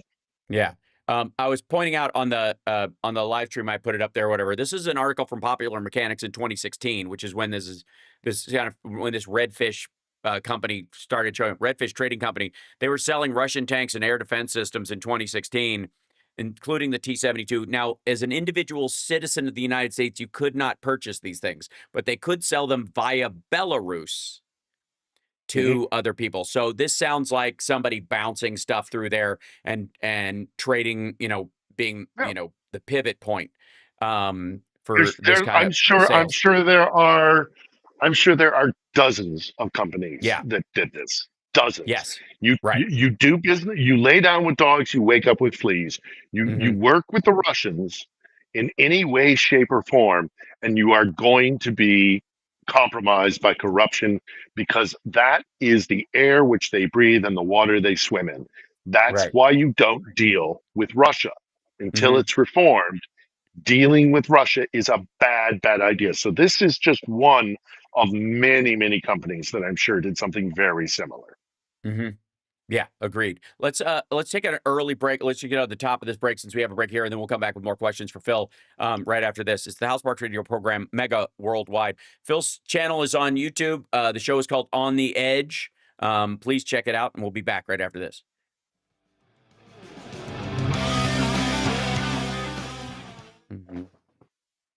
And bless her heart, but I always think that bless her heart, but I always think Connie tries to find the most obscure little niche She story. knows stuff. She And it's knows. like, She gets in deep. She's not afraid. Well, I would like to that's say, great. That's great. as a pilot, there is a I'm blitzing on the name of it. It's an odd. Let's see. Military jets for sale. It's got a really odd name for it. Controller.com. Controller.com. You can buy fighter jets. Here's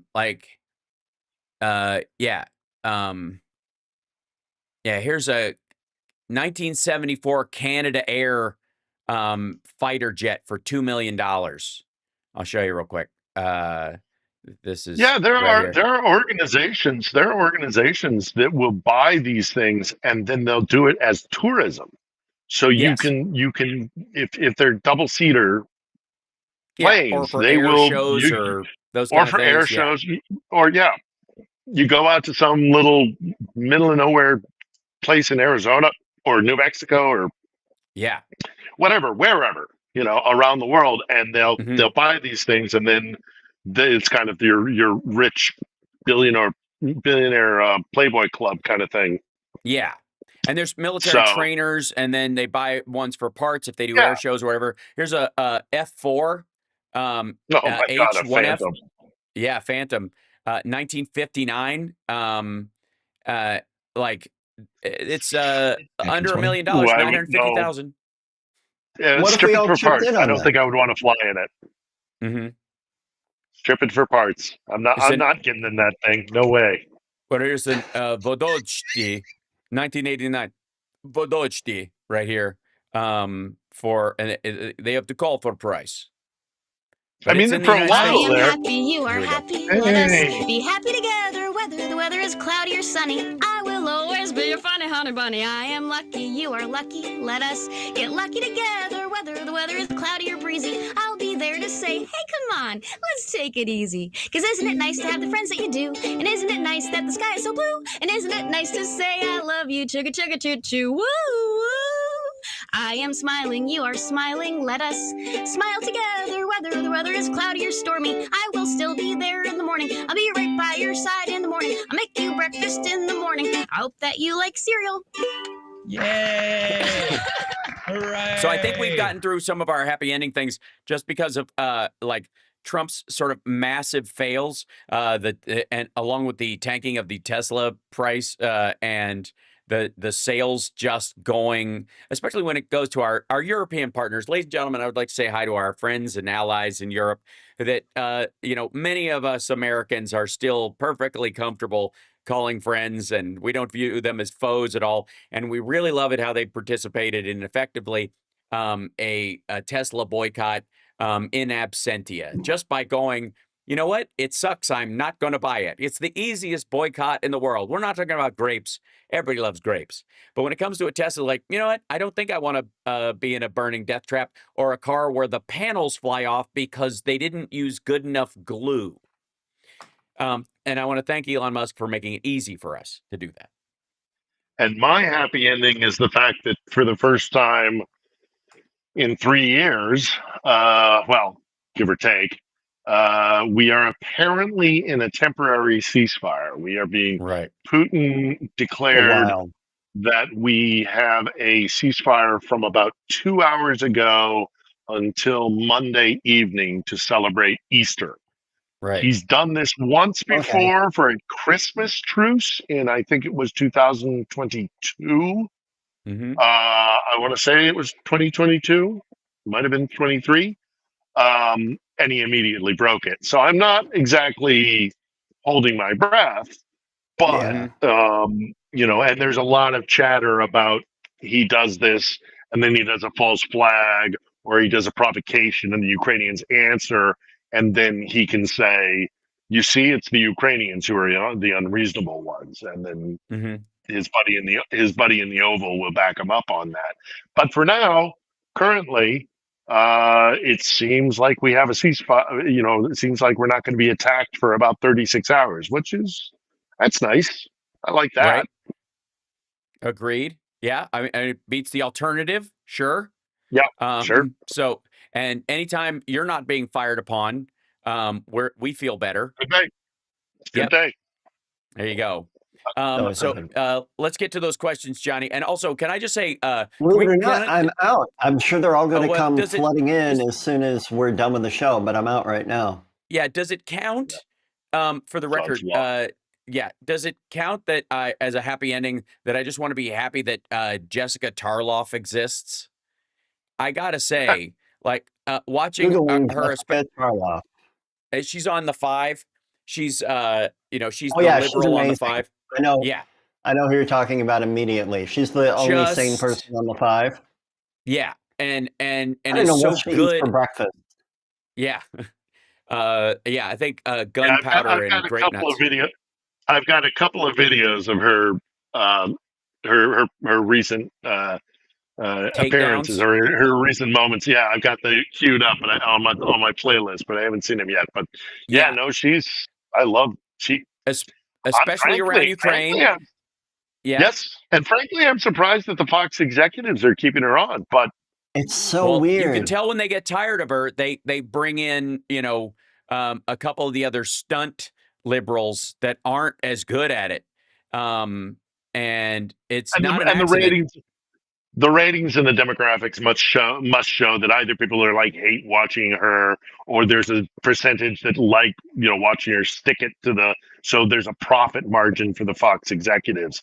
Well, But the second that goes away, she's out the door, I'm sure. well, and also like she drives them crazy because she doesn't back down. So she's gonna Which is still drive. Yep, the money. hate watching. Yep, absolutely. Hate watching. Yep. Fox. Look, you got to understand, having worked for Fox, Mhm. for off and on, first as a freelancer, then as a contractor, and then as an employee, they don't care. They do not care. All they want is Mhm. their money. And yeah, they might be fellow travelers, and there might be some commonality with kind of the MAGA world and all the rest of it, and an ideological bent that they are comfortable with. But at the very end of the day, when the rubber meets the road, sort of, when it's money. Yeah. They don't care. They'll burn the Right. country down with all their baloney, As as long as long their as there's. advertisers buying airtime. Yep. There you go. That's the That's right. main issue in our media, in our whatever Yeah. you want to call legacy, corporate, mainstream, whatever you want to call the media. The main problem is that it stopped being the fourth estate and it started being a profit margin. Right. Yeah. I have to say, like, one of the elements that we go into about like the profit margin and how they try to use it as a manipulation point of why we shouldn't support the war, because all of a sudden Tulsi Gabbard and these crowd become instant peaceniks that they don't really care about because the military industrial complex, and this is really just about, the weapons companies can, make money, blah, blah, blah. Okay. Well, one of the ways that that's happening in Ukraine, obviously, is drones. And again, I made the argument yesterday on my show that anytime you had an opportunity to send a drone in instead of a human being, you're going to send the drone in because drones don't come back in flag draped coffins. Period. End of story. If you can get the job done without sending a soldier into harm's way, if we had a robot that could get people out of a burning building, there would never be a situation where firefighters entered a building ever again. Like that's just why would you? Except in it's just whatever special circumstance. But the other thing where there is real growth in war fighting and the technology around that, especially in Ukraine, has a lot to do with robotics and advanced technology. And there was a big story in Forbes about how Ukraine is replacing human soldiers with a robot army. And the worry that a lot of people had about a ceasefire, any kind of a month-long or 3-month-long ceasefire that Trump would enforce on the Ukrainians, would be that it would really just be like the Ukrainians, because they're outmatched as far as manpower, would have a chance to catch their breath maybe, but the Russians would have a chance to reload and put more men on the battlefield, and therefore it would just give them they would have the advantage in it. It would give them, they screwed up the first time, give them a secondary stage by which to stage another attack. But the reality is that the more we get through this war and the more advanced it gets, the Ukrainians have recognized that they're not going to even try to make up for the lack of soldiers with more soldiers by conscripting people or getting other fighters from other countries to come in. Necessarily, what they're going to replace them with is these guys. This is called Ironclad, one of the many combat uncrewed ground vehicles is what they call them, but it is a rolling machine gun, and it is targeted and driven by a human being, just like an air drone is. It is effectively an ATV with a 50 cal mounted on top of it, and there are right now maybe a couple of dozen of these things. And they are in mass production on this. And so when Europe is talking about buying arms from a country, this is what they're going to be buying in the future. They might start buying from Ukraine. That's right. That's right. Ukraine's already at about 40% capacity domestically with its war needs. So they're mass producing these things. They're on the cutting edge. They're teaching NATO how, drone tactics and techniques and all that. There's also the fact that when this full-scale invasion started, I was going around and seeing little community centers and people gathering together in support of their troops by knitting camouflage netting. Now, those little mom and pop, as it were, to use a phrase, little locations, instead of doing knitting for camouflage netting, they've got a dozen 3D printers running 24/7, and mom and pop are and little Jimmy or little Ivan are no longer doing netting. They're soldering the control chip and putting in the rotors. And they have capacity to put out 5 million of these things a year, and that's going to grow. Yes. So that's how they're addressing the lack of manpower. In the beginning, drone warfare was almost unheard of. I mean, it was, like this was the equivalent of like dropping grenades from biplanes back in the day. Is that back in World War I. Yeah. This is going up into your stop with camel with a 6-shooter. That's how it kind of started in World War I. And we've already had the first battle in history has already happened where the initial strike force, the initial offensive force was purely drones in the air and on the ground. Yes, once they took ground, Ukrainian soldiers followed up, but the battle was fought by remotely controlled drones on the ground and in the air. And of course, there's the sea capability. So, we're the sea already drones into themselves this. are basically like Sea-Doos with bombs attached to them. They've been modifying stuff very quickly, and so they adapted. Ukraine scaled up drone production from a few thousand in 2022 to 200,000 in 2024 to 2 million last year, and and we're gonna pass 5 million this year. We're gonna pass 5 million. Absolutely, and so they've been working on this idea of 15,000 combat robots by end of year this year, which is a lot. But that again gets extrapolated and extrapolated. Once that becomes an assembly thing, and you're talking about like replacing a soldier, with one of these, or 5 soldiers, frankly, with one of these things, then the impetus becomes all the money that comes from Europe, all the support comes from Europe, goes to creating these things, because not only are you protecting yourself and your own soldiers, but you could sell them back to Europe to do the exact same thing in future. And it becomes a necessary industry.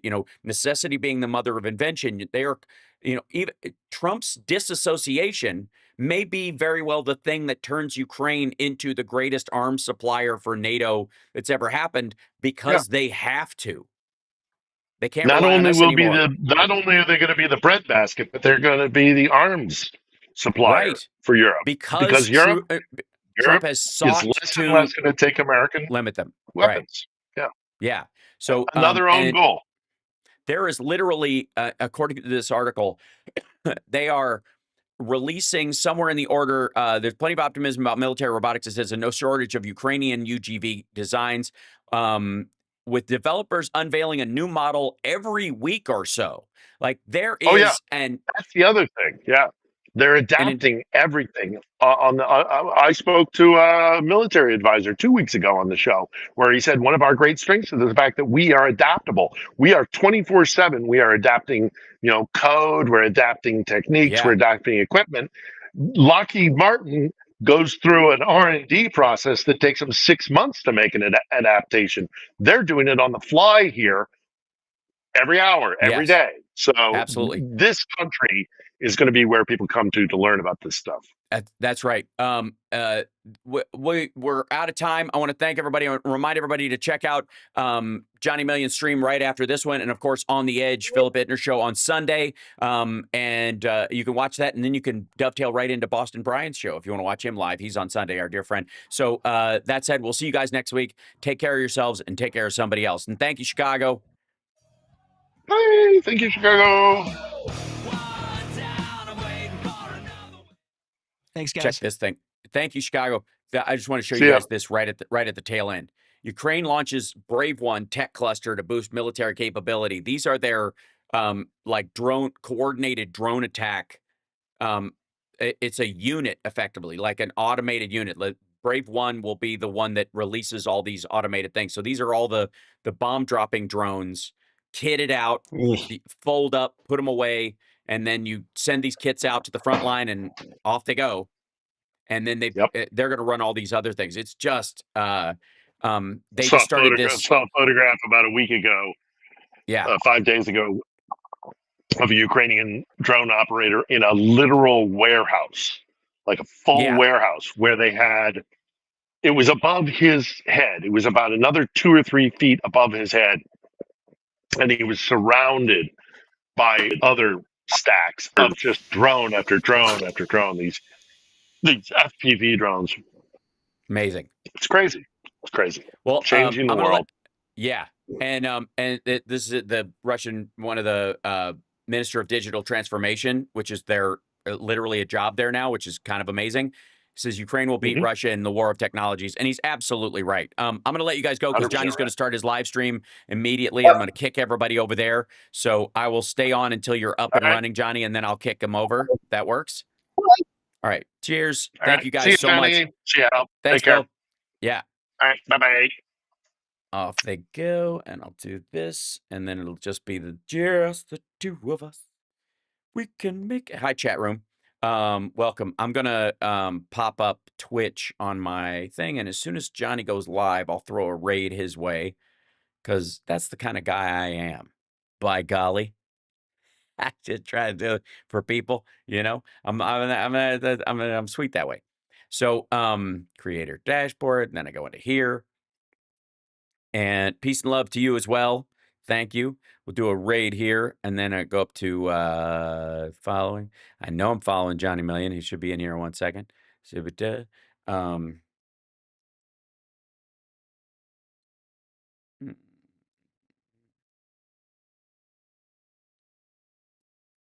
Is he J Million on there? I think it should come up on. I think it's always a funny thing. There you go. Thank you. Yeah, that's right. I don't know why I do that first. It's Johnny Million. Get up and running. He's not up yet, I don't think.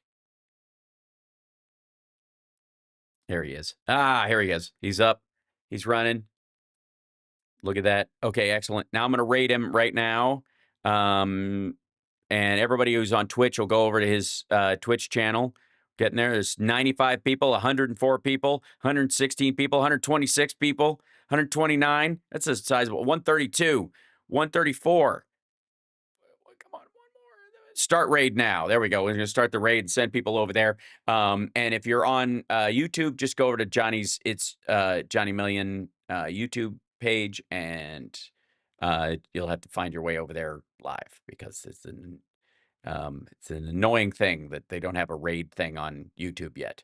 Or they're supposed to, but it doesn't work. I don't know. Anyways, love you guys. Take care of yourselves, and I will see you guys on Monday if I don't, bully my way into Boston Brian's show tomorrow. All right. Let's see. I should. What's my closeout music today? I think it's this. Oh, God, that's all I need. That's not. I didn't mean to push that, lady. Honestly. I was born to love you. I was born to lick your face. I was born to rub you. But you were born to rub me first. All right. That's it. See you guys on Monday. By the way, share the show. It really helps. It really does.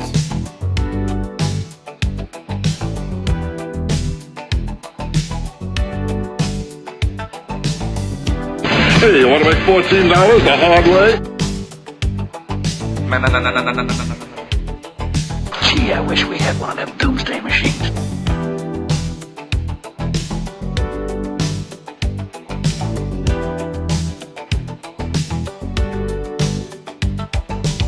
Interesting way to open up a conversation.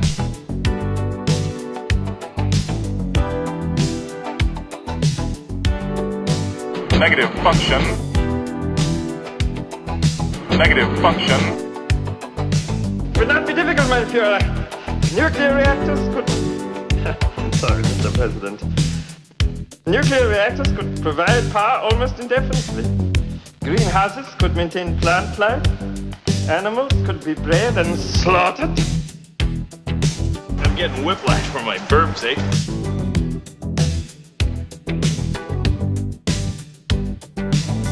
I knew it. I'm surrounded by assholes. This man's obviously a lunatic. I'm calling security.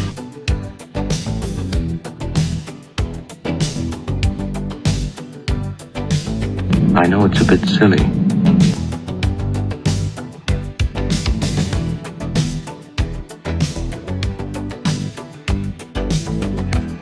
I'm torn between feeling very sorry for you and finding you terribly attractive.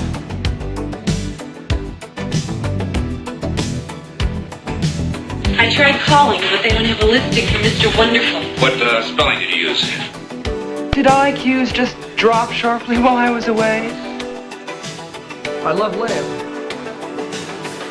He's a genius, eh? Don't wreck our show, you hoser.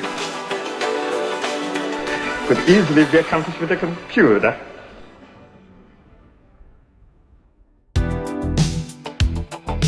Those men wanted to have sex with me.